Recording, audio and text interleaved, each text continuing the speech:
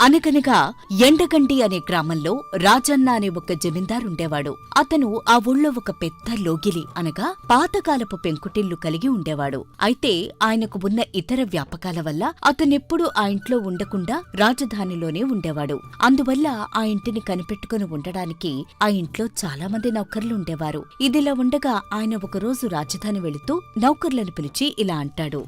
ఇదిగో, నేను ఈ రోజు రాజధానికి వెళ్తున్నాను. మళ్ళీ ఎప్పుడు వస్తానో చెప్పలేను. నేను చెప్పినట్టుగా తోటమాలి తోట పని, ఇల్లు తుడిచేవాళ్లు ఇంటి పని, వంట చేసేవాళ్లు అంట్లు తోమేవాళ్లు మీ అందరూ మీ పనులు చేసుకుంటూ నా ఇంటిని జాగ్రత్తగా కాపాడండి. అంతేకాని నేను లేను కదా అని ఇంటిని పాడు చేయకుండా కొంచెం శుభ్రంగా ఉంచండి. సరేనా?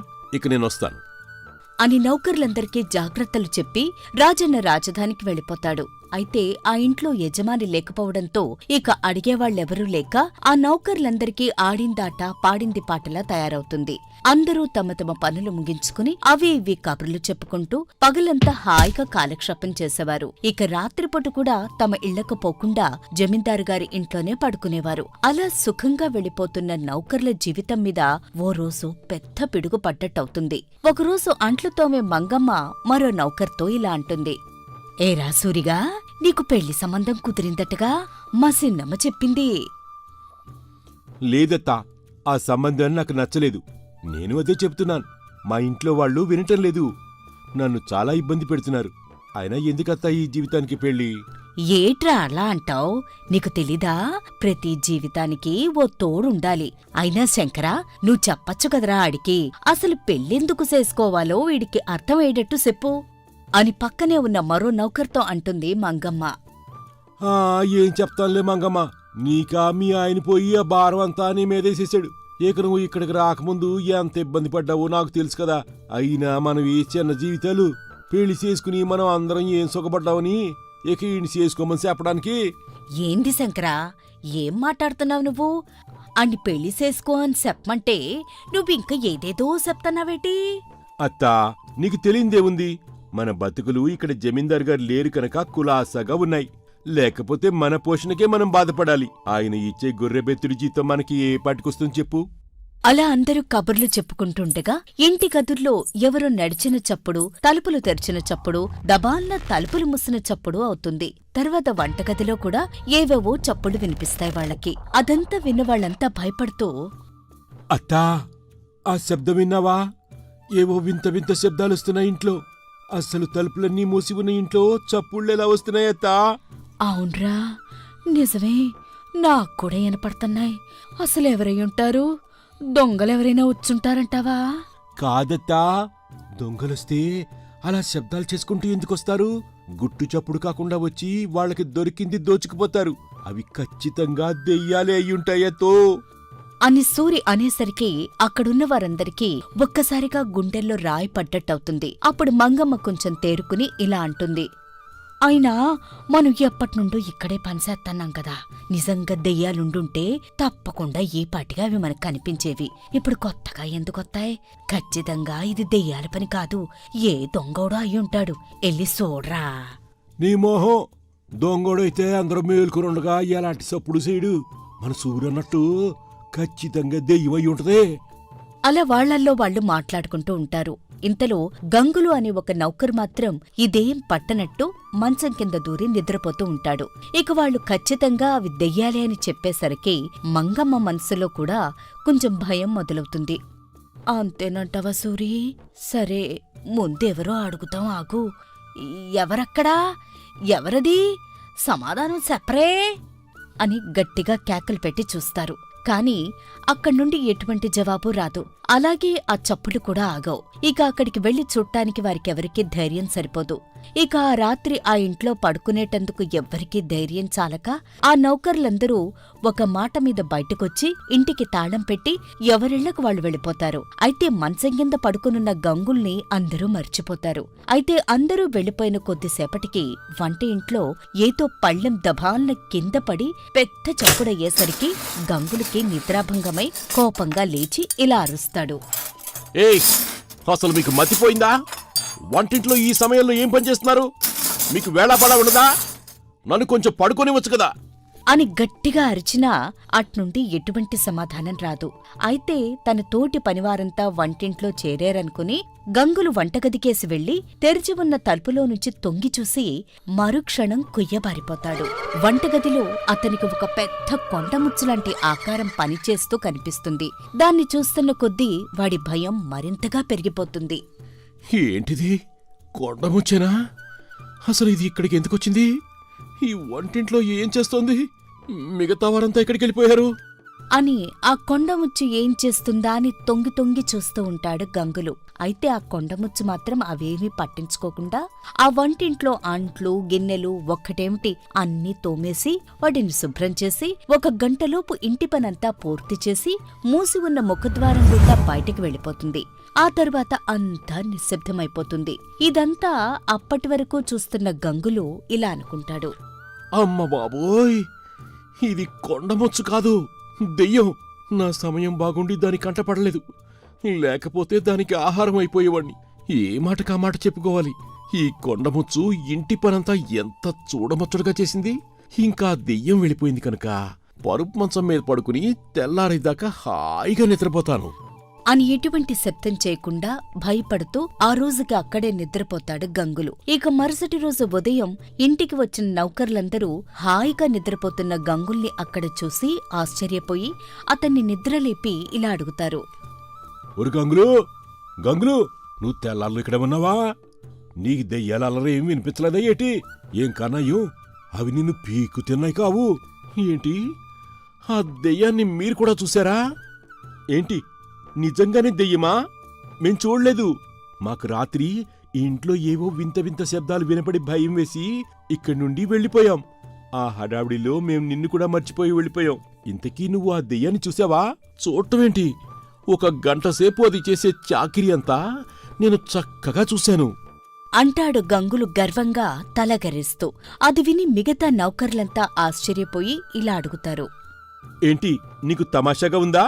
లేక నిద్ర ఎక్కువై కలలు కంటున్నావా?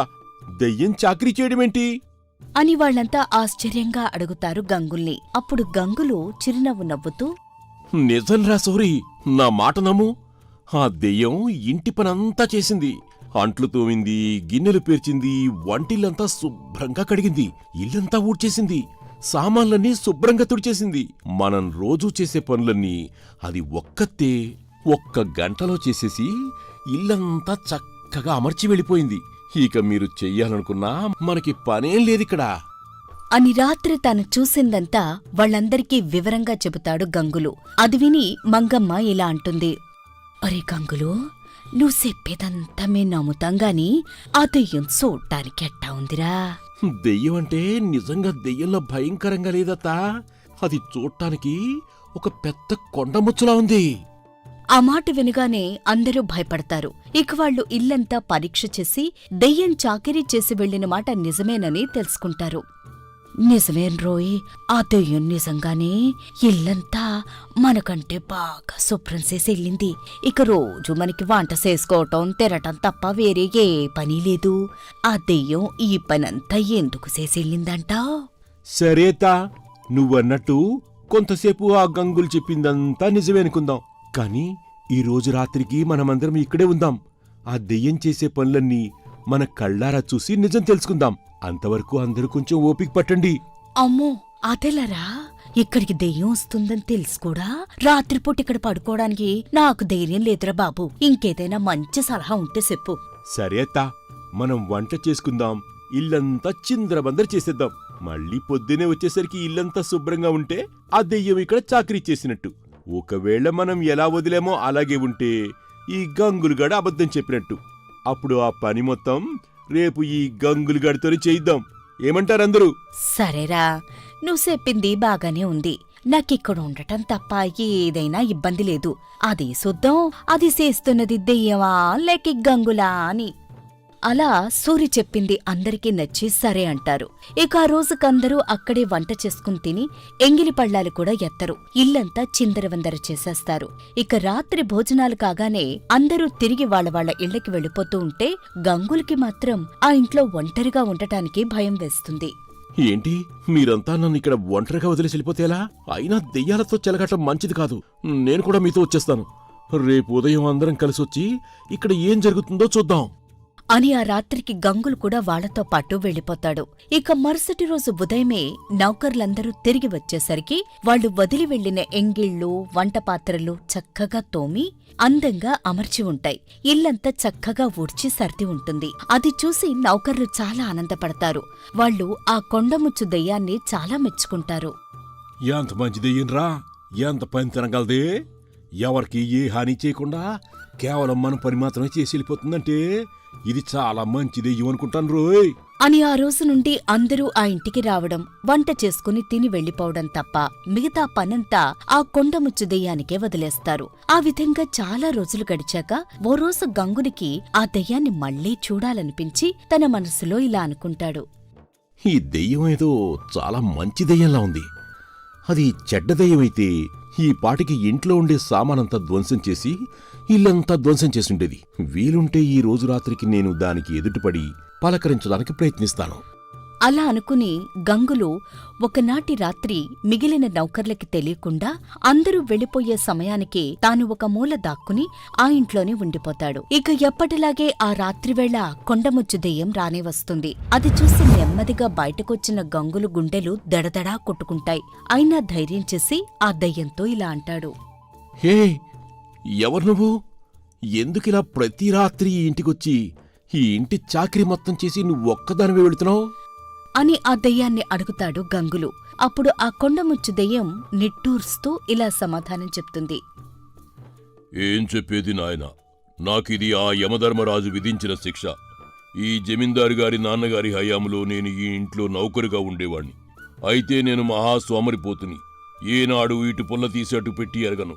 ఇక పెదబాబు గారి సొమ్ము తిన్నందుకు నేను ప్రతిఫలంగా చిన్నమెత్తు పని కూడా ఎన్నడూ చేయలేదు.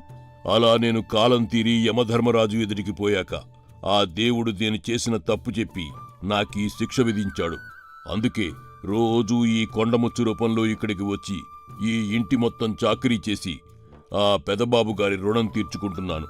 అయితే బండెడు చాకిరీకేం చేస్తాను గాని ఈ చలికాలంలో ఆరుబయట నేనెంత బాధపడిపోతున్నానో ఆ భగవంతుడికే తెలియాలి. చలికి బిగుసుకుపోవడమే అసలు శిక్ష అనిపిస్తోంది. ఆ మాటలు విన్న గంగులకు ఆ దెయ్యాన్ని చూస్తే చాలా జాలి వేస్తుంది. అయ్యో పాపం, నేను మిగిలిన నౌకర్లతో మాట్లాడి నీకు మంచి చొక్కా, గొంగళి ఏర్పాటు చేస్తాను. అవి తొడుక్కుని గొంగళి ఒకటి కప్పుకున్నావనుకో, నీకు అసలు చలే ఉండదు అని అంటాడు గంగులు. ఆ మాటలు విన్న ఆ కొండముచ్చు దెయ్యం చాలా సంతోషించి, బాబు, నీకు పుణ్యం ఉంటుంది. నువ్వు ఈ పని చేస్తే నా కష్టాలు తీరిపోతాయి అని అంటుంది ఆ దెయ్యం. ఇక మర్నాడు గంగులు మిగిలిన నౌకర్లందరూ వచ్చిన తరువాత వాళ్లతో ఇలా అంటాడు. నిన్న రాత్రి నేను ఆ దెయ్యంతో మాట్లాడాను. పాపం అది చలికి చాలా బాధపడుతోంది. దానివల్ల మనం చాలా లాభం పొందుతున్నాం గనక దానికొక ఉన్ని చొక్కా, ఒక గొంగళి ఇస్తే బావుంటుందని నా అభిప్రాయం అంటూ దెయ్యానికి యమధర్మరాజు విధించిన శిక్ష గురించి వివరంగా చెప్తాడు గంగులు. నౌకర్లందరూ కూడా పలుక్కుని దెయ్యం కోసం వెచ్చని దుస్తులు, గొంగళి ఏర్పాటు చేసి వాటిని దెయ్యానికి అందించే పని గంగులకే అప్పచెప్తారు. ఆ రాత్రి కూడా గంగులు అక్కడే ఉండిపోయి ఆ దెయ్యం కోసం ఎదురుచూస్తూ ఉంటాడు. దెయ్యం రానే వస్తుంది. వచ్చావా? నీకోసమే ఎదురు చూస్తున్నాను. నీకోసం నీకు కావలసినవి తెచ్చాను చూడు అని చెప్పి ఆ ఉన్ని దుస్తులు, గొంగళి చూపిస్తాడు. దెయ్యం వాటిని చూసి ఎంతో సంతోషించి గంగులు సహాయంతో ఆ చొక్కా వేసుకుని ఆ గొంగళి కప్పుకుని ఇలా అంటుంది. నీ సహాయానికి చాలా కృతజ్ఞతలు. ఇక నేను వెళుతున్నాను అని చెప్పి బయలుదేరుతుంది. గంగులకేమీ అర్థం కాక, అదేంటి అప్పుడే వెళుతున్నానంటున్నావు? ఇంట్లో అంట్లు, ఎంగిళ్ళు అన్నీ అలాగే పడున్నాయి కదా, ఈరోజు శుభ్రం చేయవా అని అడగడంతో ఆ దెయ్యం ఒక నవ్వు నవ్వి ఇలా అంటుంది. ఇక ఈ రోజుతో నా శిక్ష పూర్తయింది. నేను చేసే పనికి ప్రతిఫలం ముట్టగానే నా పాపం తీరిపోతుందని యమధర్మరాజు చెప్పారు. నేను ఇంక ఈ ఇంట చాకిరీ చేయక్కర్లేదు. అందుచేత నేను వెళుతున్నాను.